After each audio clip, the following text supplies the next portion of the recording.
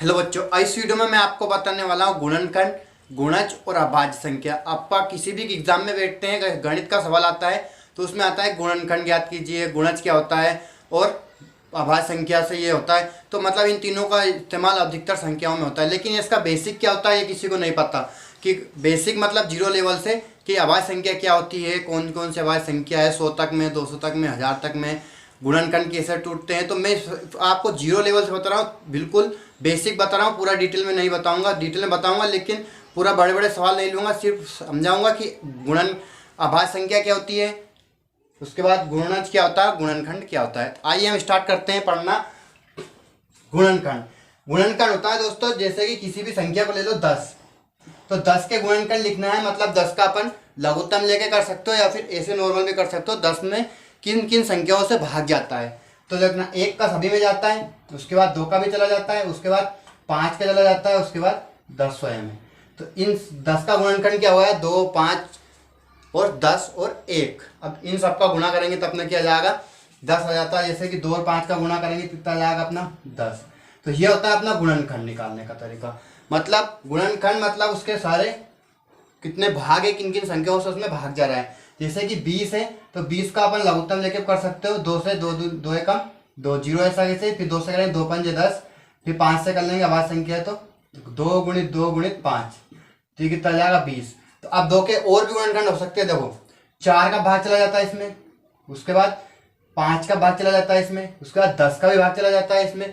तो ये सब गुणनखंड है इसके। जैसे कि 10 है तो अपन 5 × 2 लिखेंगे तो दोनों इसके क्या हो गए, गुणनखंड हो गए, 5 और 2। मतलब उन दोनों संख्याओं का गुणा करने पे क्या आ रहा है आपका 10 आ रहा है। उसके बाद 20 है तो अपन 20 को क्या लिख सकते हैं, 4 × 5 लिख सकते हैं, ये 4 और 5 उसके क्या हो गए, गुणनखंड। और है 20 के और भी लिख सकते हैं अपन, 2 × 10 भी लिख सकते हैं, तो ये क्या होगा 10 और 2 उसके गुणनखंड हो गए, मतलब उनको तोड़ना। ठीक है, उम्मीद है आपको समझ में आया हुआ है। अब गुणज, गुणज होता है,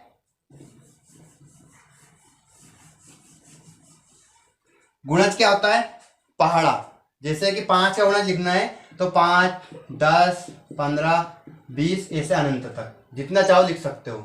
अब 5 का गुणज क्या हुआ, अब जैसे कि अपने को 4 का गुणज लिखना है तो 4 का पहाड़ा लिख लो, मतलब 4, 8, 12, 16 अनंत तक जितना अपने जरूरत हो उतना लिख लो। तो ये होता है अपना गुणज। ठीक है, उम्मीद है आपको गुणज भी समझ में आ गया होगा। गुणज नॉर्मल होता है, मतलब उतनी संख्या को लिखते जाओ, उसका पहाड़ा जिसका गुणज पूछा हो। 10 का पूछा 10 का पहाड़ा लिख दो, जितनी संख्या तक पूछा उतना तक, नहीं तो अगर नहीं पूछा तो अनंत तक कर लेना डेस डेस में। ये गुणज होता है। अब अपना है अभाज्य संख्या। अभाज्य संख्या उन्हें कहते हैं जिनका किसी भी संख्या में भाग ना जाए। जिनमें जैसे कि 12 है तो 12 में 2 का भाग चला जाता है, कि भाज्य संख्या होती है, भाग नहीं जाता है तो अभाज्य संख्या है। किसी भी संख्या जैसे 11, तो 12 में 2 का भाग चला जाता है, 6 का भाग चला जाता है, ये संख्या भाज्य हो गई। और 11 में किसी भी संख्या का भाग नहीं जाता, इसलिए क्या हो गई, अभाज्य संख्या हो गई। तो ये होती है भाज्य और ये होती है अभाज्य। जैसे कि लेकिन एक संख्या है, अब जैसे कि सम संख्या है तो सम संख्या सब में 2 का भाग चले जाता है, तो सारी सम संख्या क्या है, भाज्य है। अभाज्य में नहीं आती है, लेकिन एक 2 ऐसी संख्या है जिसे अभाज्य माना गया है। क्यों, क्योंकि 2 में किसी का भी भाग नहीं जाता, स्वयं 2 का जाता है और 1 का जाता है। तो ऐसी संख्या जिसमें खुद का भाग जाता है और 1 का भाग तो सब में चले जाता है, तो 1 का भाग जाता है, उन्हें क्या कहते हैं अपन, अभाज्य संख्या है। ठीक है, तो अपन अभाज्य संख्या लिखते हैं कहाँ तक, 100 तक की अभाज्य संख्या लिखेंगे। आप भी मेरे साथ लिखने की कोशिश करना, बताते जाना, आगे का सोचते जाना। ठीक है, 1 नहीं मानी जाती है अभाज्य संख्या में, 2 से स्टार्ट करेंगे हम, तो 1 नहीं आएगी, 2 आएगी, 2 के बाद 3, वो संख्या नहीं, सम संख्या छोड़ना है, वो संख्या लेनी जिसमें किसी का भाग भी ना जाए। 3 के बाद क्या आता है अपना 5, फिर आएगा 7, 9 नहीं आएगा, 3 का भाग चला जाता है, 11, फिर 13, जब 15 नहीं लेना, 15 में 3 और 5 का भाग चला जाता है। उसके बाद क्या आएगा 17, 17 के बाद क्या आएगा अपना 19, 21 बाद लेना, 21 में कितना भाग जाता है, 3 का चला जाता है, 7 का चला जाता है। 21 के बाद 23 लेना है, 25 नहीं, इकाई का 5 है, 5 से भाग चला जाएगा। 27 भी नहीं, 3 3 में 27 होता है, 3 का चला जाता है। 29 आपका हो जाएगा, 29 के बाद हो जाएगा अपना 31, 31 के बाद 33 भी नहीं लेना है, 35 भी नहीं लेना है, 37 हो जाएगा। फिर उसके बाद 41 हो जाएगा, 41 के बाद 43 हो जाएगा, 45 नहीं लेना है, 47 लेना है। फिर 49, 49 होता है, 51 भी नहीं लेना है क्योंकि 51 होता है 53, 53 आपका हो जाएगा, 57, 19 2 38 19 से 57, 3 का चला जाता है 57 में। तो 57 के बाद क्या आता है अपना 59, फिर 61, 61 के बाद 63 नहीं लेना है, 65 भी नहीं लेना है, 67, 69, 69 भी हो जाएगा आपका। नहीं, 69 में 3 का चला जाता है, 69 नहीं लेंगे। 69 के बाद 71 हो जाएगा, 73 हो जाएगा, है ना। उसके बाद 75 नहीं लेना है, 77 भी नहीं लेना है, 19 हो गया।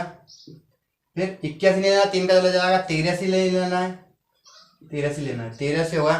83 के बाद अपना क्या हो जाएगा, 85, 87, 87 में 3 का चला जाता है, मत लो। 87 के बाद 89, 91, देखो 91 में चला जाता है, 13 7 91 होता है, 93 में चला जाता है, 95 में चला जाता है, 97 आएगा आपका। ठीक, तो 100 तक में कितनी अभाज्य संख्या हो गई अपनी, 1 2 3 4 5 6 7 8 9 10 11 12 13 14 15 16 17 18 19 20 21 22 23 24 25। तो ये क्या हुई आपकी अभाज्य संख्या है 25।